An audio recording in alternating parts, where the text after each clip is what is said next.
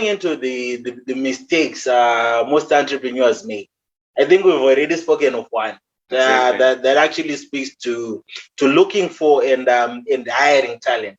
Can you expand on other mistakes that that entrepreneurs are actually making? Yes, like in my experience as a consultant dealing with a lot of companies, what I've noted is most of these private limited companies, they're just private limited on paper, like on their CRR6, CRR5s and their memorandums. But they are not private limited companies when it comes to operations. What do I mean? Most of the owners of the business or the shareholders of the business, like when you're starting a business, obviously, sometimes you're going to be forced to be the shareholder and also the director, which means you're owning the company. At the same time, you're also working in that company. So as you're starting, yes, that's okay, that's fine. But sometimes you see a company which is going to, she's now 10 years, 5 years old, even 3 years old. They're still behaving as if they own, they are the business.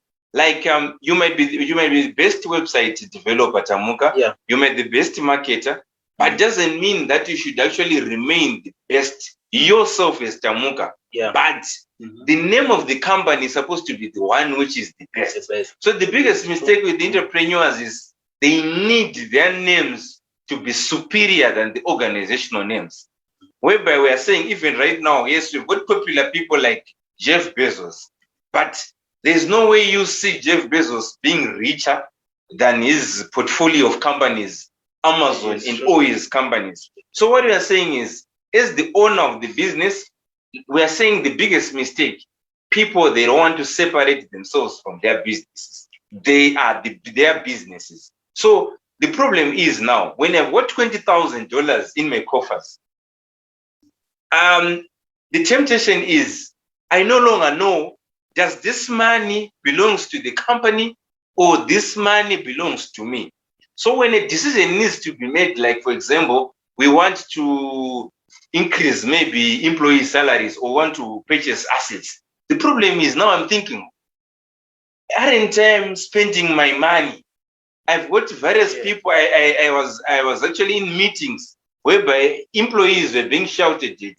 They were being said, you guys are actually spending my money because you believe you are not behaving as if this money is coming from your pocket.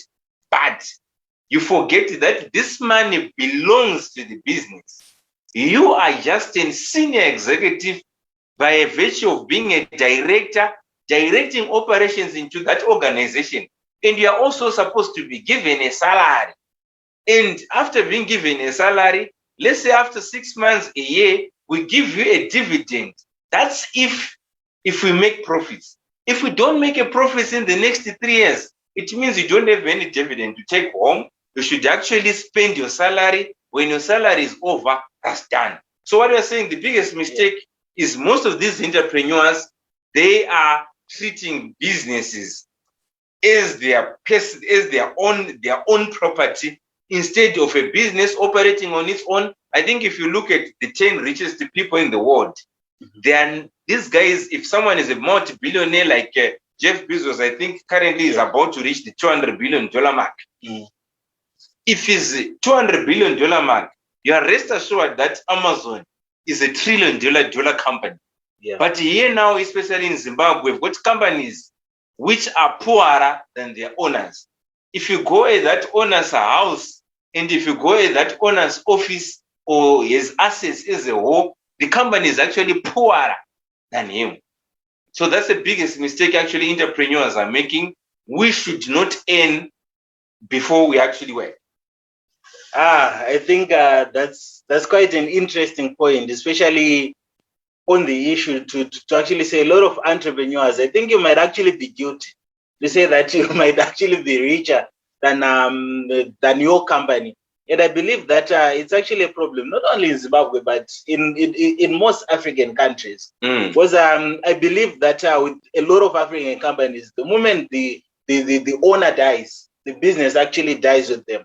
And it speaks a lot also to how they build structures, because to the defense of some entrepreneurs, they'll actually say, maybe the reason why I don't like to delegate, I want to keep all the money to myself, is because I don't trust the people that I'm with.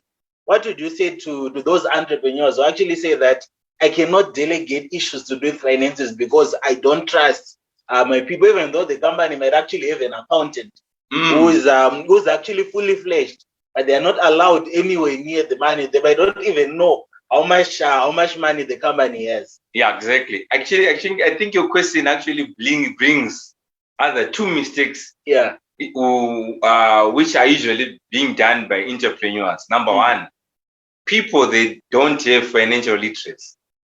Even the owners of the companies or the accountants or some of the chartered accountants, they don't have what you call financial literacy. So by financial literacy is you're actually saying, do you really understand, or can you actually read your account statements, or can you separate that your personal expenses and business expenses? Because you see, like if someone, even right now, as you're using your car, you might use your car for personal expenses. Yeah. And you might use your car for business trips. So what does that mean now?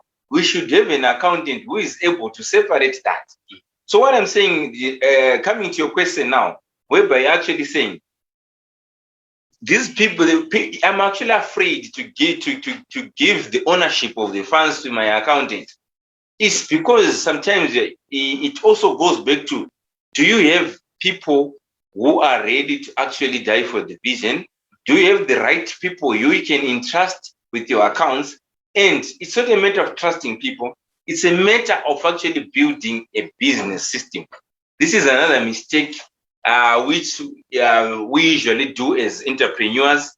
People, they are not investing into what we call business systems. I'll give you an example. If someone is going to let's say chicken in or chicken slice, for example, those people, it's not that like they're being attracted to those chips and chicken, but they're attracted to a business system which has been invested into for several years. Because I know that if I go to chicken in, most likely I'm going to get that chicken, that tasty chicken. I'm just going to get those chips. It doesn't matter who is there currently or actually cooks these chips or chicken. So this is what we're actually calling a business system. A business system is not something which is dependable on individuals, but we are saying it's a system which is already there. It just needs any individual for it to be driven. But like you rightfully said, most of our companies, I think when we were growing up, we had a lot of popular bus companies, but those have since disappeared when the owners of those companies died. Why? Because someone is actually knowing everything by head. They are the ones who actually knows where the market is coming from. They are the ones who knows where to buy cheaper bus space. They are the ones who knows even where actually they are buying buses from China, and only one person in the company actually knows about that. Just like they are behaving as if it's maybe a Coke formula, which is one of the most kept secrets in the world. Yes, the secret is in the powder, but the system is distributed. Yes. So sometimes in actually trying to maintain or trying to keep secrets, we no longer know which ones are we saying these are business secrets, or these are supposed to be told to our people such that they actually build a certain system which can function maybe for the next 100 years. Like if you look at Colonel Sanders, he died way back. He built KFC, but KFC is still there. The shops are still there across the world. The formula of cooking the chips and the chicken is still the same, but he has since passed on, and his generation is going to enjoy KFC. We don't know until